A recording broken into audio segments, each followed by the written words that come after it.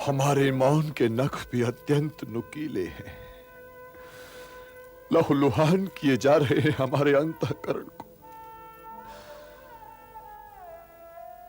यह मौन इसलिए है गंगा पुत्र कि हमारे पास कहने योग्य कुछ नहीं रह गया है। हम स्वयं से भी कुछ कहना चाहें तो क्या कहें? और अपने अतिरिक्त कोई सुनने वाला है कहां आचार्य?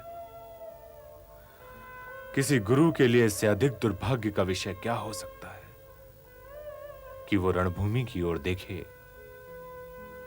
तो दोनों ही ओर केवल उसे अपने शिष्यों के ही ध्वज दिखलाई दें। ये दुर्भाग्य नहीं है भरद्वाज पुत्र, ये दुर्भाग्य नहीं है। इस परिस्थिति के उत्तरदायी हम ही हैं, हम जो इस युद्ध को नहीं रोक पाए।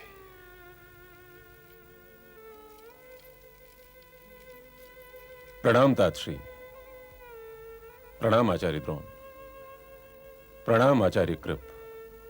आओ विदुर आओ, तुम्हें कुछ बोलो कि हम लोग तो अपने भीतर के सन्नाटे से डरे बैठे हैं। कुछ कहो विदुर, कुछ कहो। वास्तव में इस समय मैं कुछ कहने ही आया था तातश्री। इनके पास तो कहने योग्य कोई ना कोई बात सदैव होती है। क्या कहने आए थे? अब जब युद्ध की ठहरी गई है तातश्री, इसलिए मैं महामंत्री का पद त्याग रहा हूं।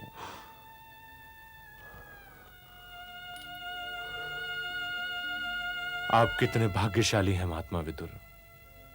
कुछ त्यागने का अधिकार तो है आपके पास। त्यागने का अधिकार सबके पास होता है आचार्यवर। किंतु मैं क्या त्यागूं? तो दो प्रतिज्ञाओं के जाल में जकड़ा हुआ यह वृद्ध क्या त्यागे विदुर, और कैसे त्यागे? आपकी प्रतिज्ञाएं आपकी समस्याएं हैं तातश्री, किंतु उन प्रतिज्ञाओं की सीमा रेखा के बाहर खड़ा जो मैं देख रहा हूं वो बिल्कुल वैसा ही नहीं है जो आप देख रहे हैं। कदाचित आप अपनी प्रतिज्ञाओं के बहुत निकट खड़े हैं, इसीलिए संदर्श बिगड़ गया है। मेरा संदर्श बिगड़ गया है? मेरा? क्या मेरे परिप्रेक्ष्य में खोट है? मैंने कदाचित कहा था तातश्री। आप इस शब्द का प्रयोग कब से करने लगे महात्मा विदुर?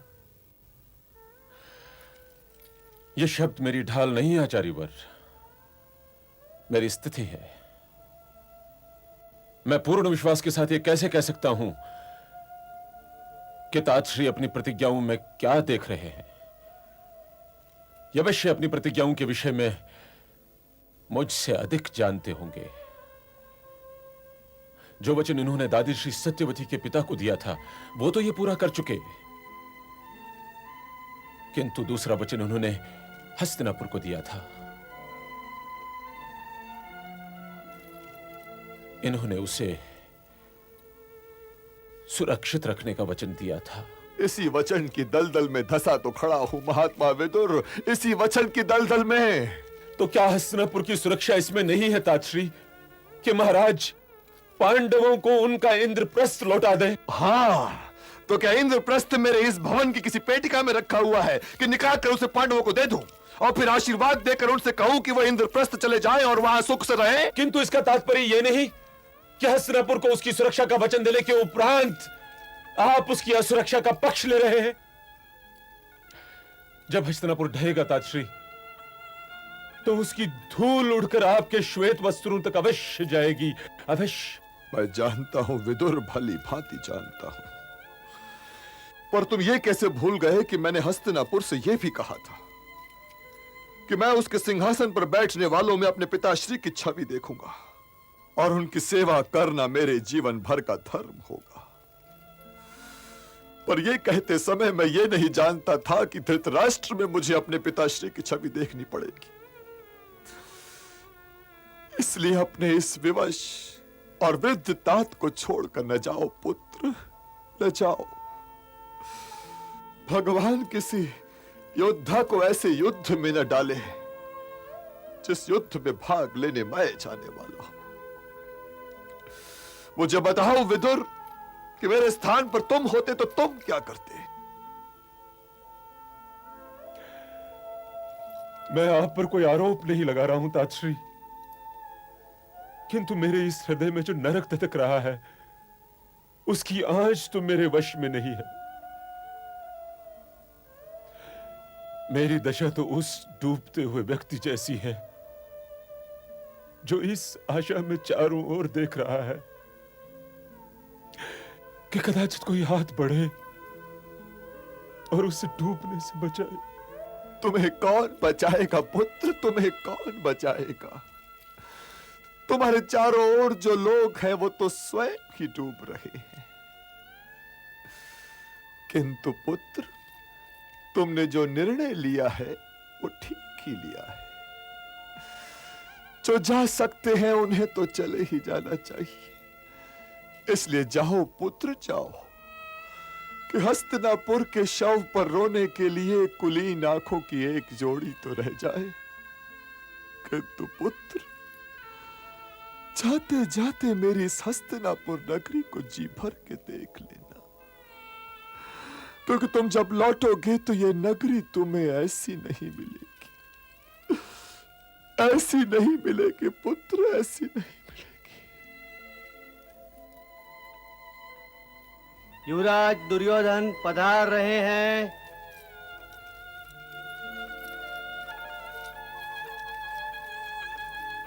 प्रणाम पितामह, प्रणाम गुरुवर। इस समय कैसे आए पुत्र? मैं आपके पास एक निवेदन लेकर आया हूं पितामह। अब और क्या चाहते हो वत्स? यह तो आप जानते ही हैं पितामह कि युद्ध की तो ठहर चुकी है। इसलिए मैं आपसे अनुरोध करने आया हूं कि आप हस्तिनापुर सेना का प्रधान सेनापति बनना स्वीकार करें।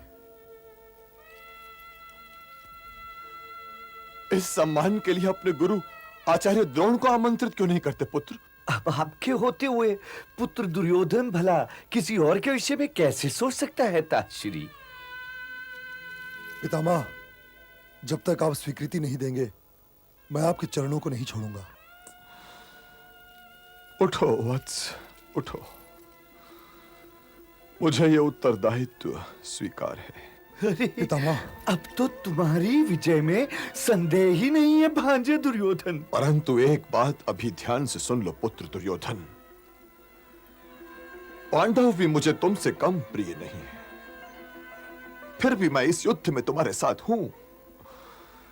मैं प्रतिदिन उनके 10,000 योद्धा और सैनिकों का वध भी करूंगा, किंतु अर्जुन फिर अर्जुन है वत्स। वो मुझे पराजित भी कर सकता है और मेरी मृत्यु का कारण भी बन सकता है। आप अर्जुन की चिंता न कीजिए गंगा पुत्र, उसके शव पर मेरा अधिकार है। मुझे अपनी बात समाप्त करने दो अंगराज। किंतु जिस सेना का सेनापति मैं हूं दुर्योधन, उस सेना में अंगराज कर्ण के लिए कोई स्थान नहीं हो सकता। वैसे भी हमारे बीच कड़वाहटों की एक नदी है। मैं नहीं चाहता कि इस नदी का पहाड़ और बढ़े। यदि ऐसा है तो मन मैला न करो मित्र। मैं तो स्वयं ही गंगा पुत्र भीष्म के ध्वज तले युद्ध नहीं कर सकता। इनके होते हुए तुम्हें मेरी आवश्यकता नहीं पड़ेगी युद्ध में, क्योंकि ये तो मेरे गुरु के सर्वश्रेष्ठ शिष्य हैं।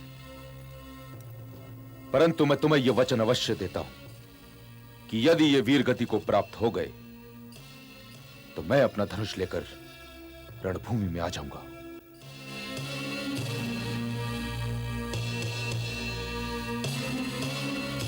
तो मुझे आज्ञा है पितामह।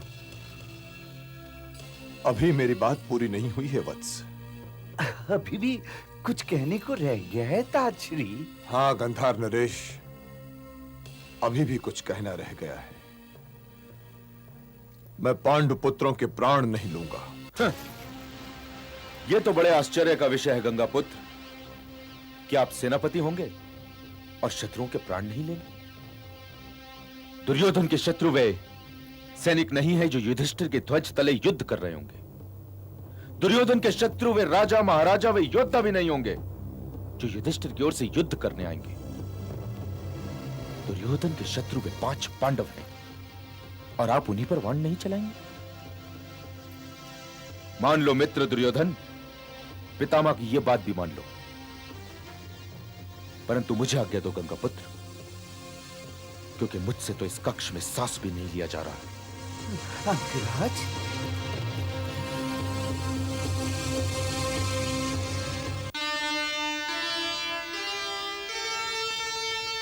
कौरव सेनापति बनूं अगर शर्त लो मान, पांडव धर्म प्रतीक हैं, हरू न उनके